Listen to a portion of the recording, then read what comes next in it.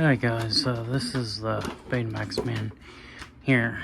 Now I've got a parts deck here, and this video is gonna be specifically for my friend, the VCR King.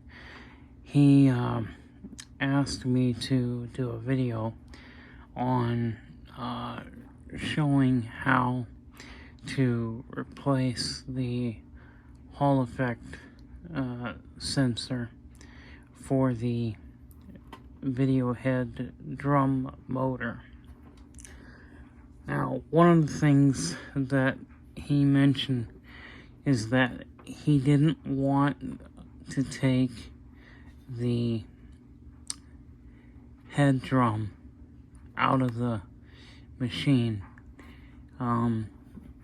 There's not really any way that you can do that, really.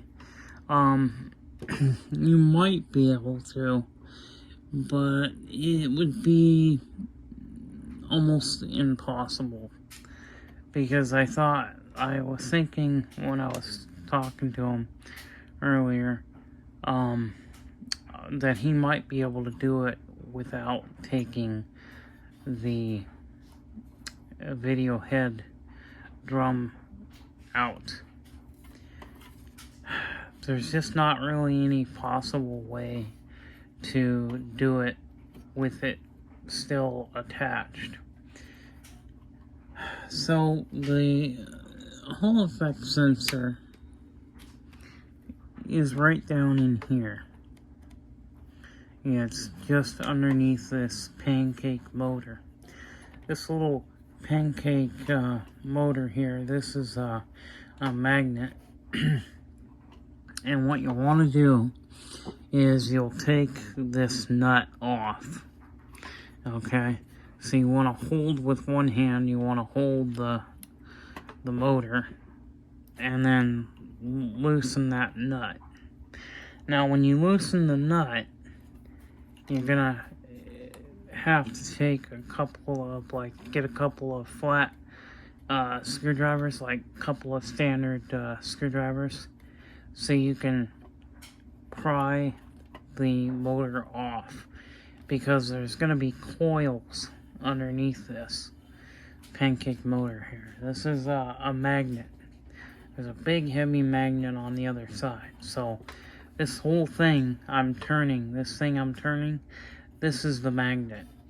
So it's magnetized, and there's coils underneath. Now,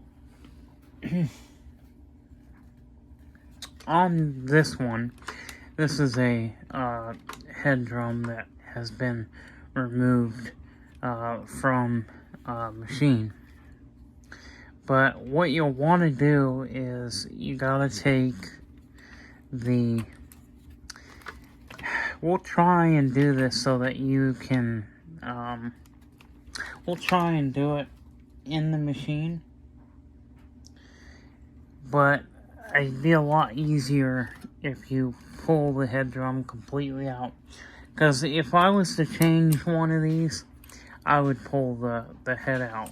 Which, if you're going to pull the head out, you got, there's a connector here. So you'd want to disconnect this connector right here. And then there's another connector which is going into your head amp. So this is plugged in directly into the head amp. So you want to unplug that. And there's 3 screws. There's 3 of these screws that have their spring-loaded screws, and you can take those out, and the drum will drop out, will pull out. Let's just see what we can do here, and see if we can. I'm probably gonna have to let's see, it's gonna be hard to do this video one-handed, so But basically what you want to do is you can use a nut driver, or you can use a pair of needle nose pliers like I've got. And you'll notice that you want to actually hold the magnet with one hand, okay? And then you can loosen the nut. So what I'll do here is I'm gonna set the camera down long enough so I can do this. But we're gonna loosen the nut. And when I loosen the nut, I'm trying to do this with my phone because I don't want to, I can't use my camcorder right now because I just broke the micro SD card adapter. So it broke. So there's no way I can use my camcorder. So I have to use my cell phone. So basically, we're going to get this nut loose. And then I'm going to show you what it's going to look like. So we're going to have to set the phone down. What I'll do is, now it's going to face upward, kind of. Let's see if we can get the phone so we can actually,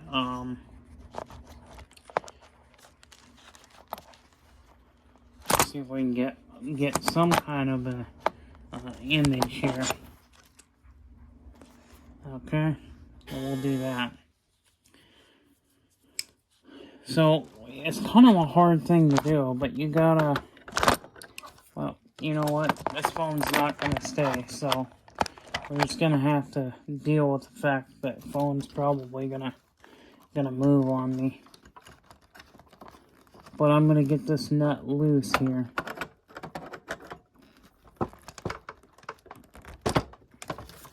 And I'm probably gonna have to use something to get in there and hold it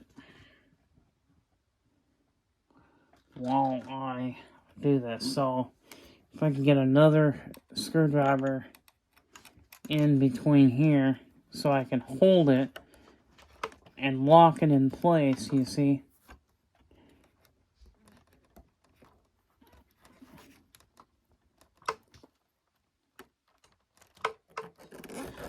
There we go. So now the nut has broke free. There's also going to be a washer as well. And you want to make sure that you do not lose that washer. Because that washer, what it's going to do is it's going to put a perfect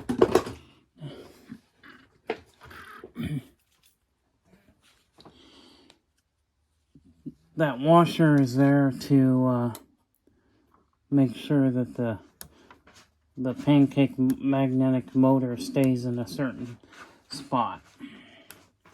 And it's kind of, it's very essential to make sure that you don't lose this nut.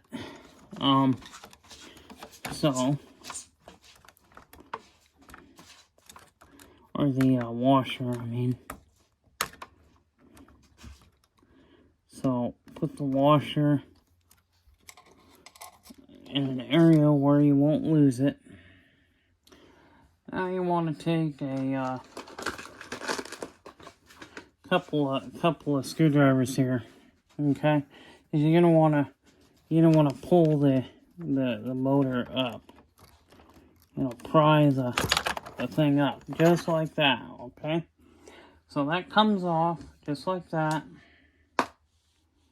Okay, now here is the motor.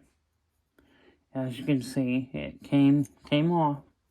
Okay, now there's another washer here. Okay, this washer here is on the inside there. It goes right there. Okay, so that washer right there is gotta be there, because it's going to put the motor, it's gonna space it out so that it doesn't rub. Because if you don't put that washer back in, this will rub on the coils and you'll damage the motor. So make sure that you don't lose that washer. Now, your Hall effect sensor is this little guy right in here. This is the guy that you want to replace. Okay? Now, I'm going to go ahead and clean out some of this glue. But let me show you close up here of the Hall effect sensor, which is that little black guy right there. So let's just see if we can zoom in on it.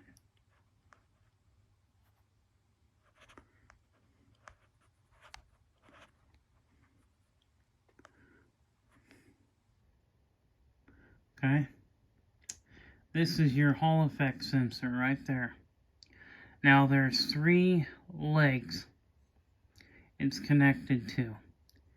Okay, so this little sensor right here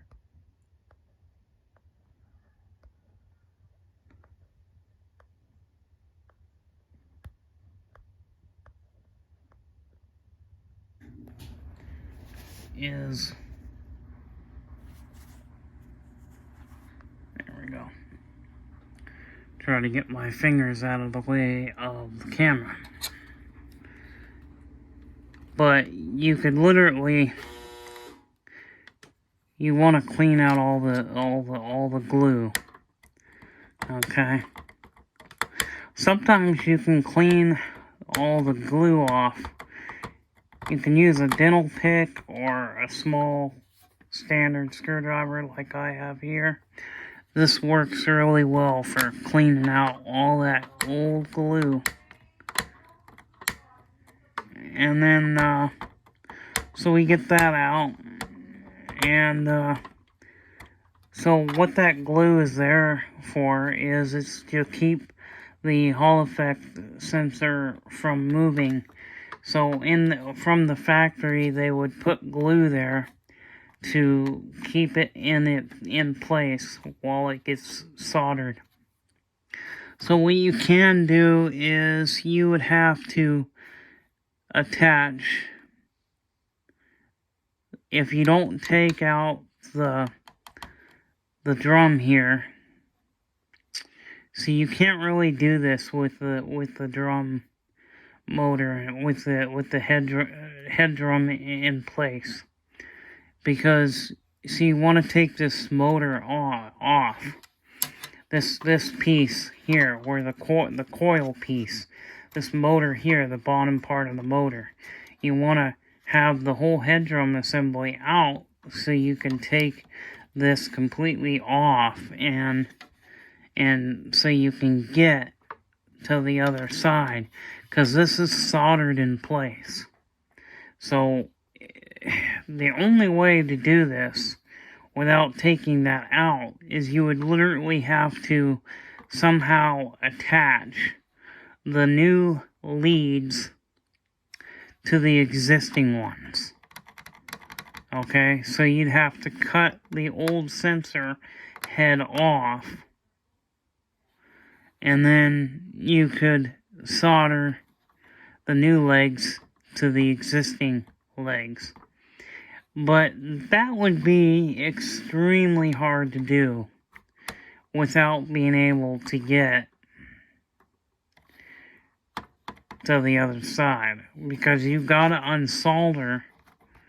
So if you were to do this without taking the head drum out, you would literally have to pull the sensor. You'd have to bend it up like that, okay?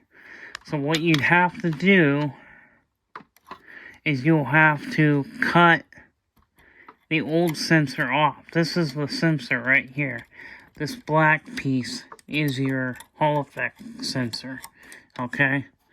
So, and you can see how it just came off, okay? But yeah, you would have to attach the new leads to the existing ones if you didn't want to take this out. But again, I recommend taking the head drum out. Now, what does that mean for the alignment? Well, it won't really affect the alignment. If you take the whole entire drum assembly out and put it back in, you won't affect the alignment.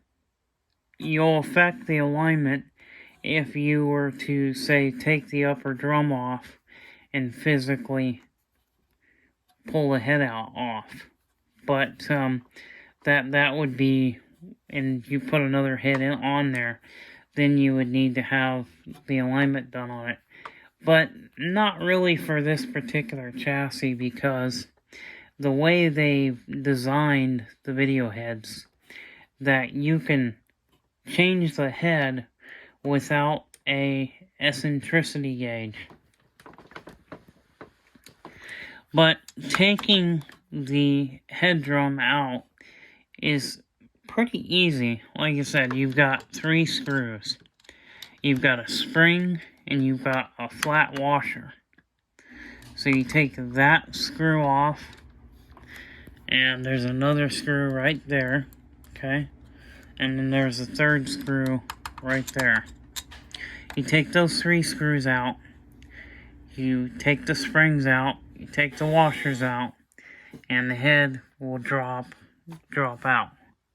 So you can pull the head right out.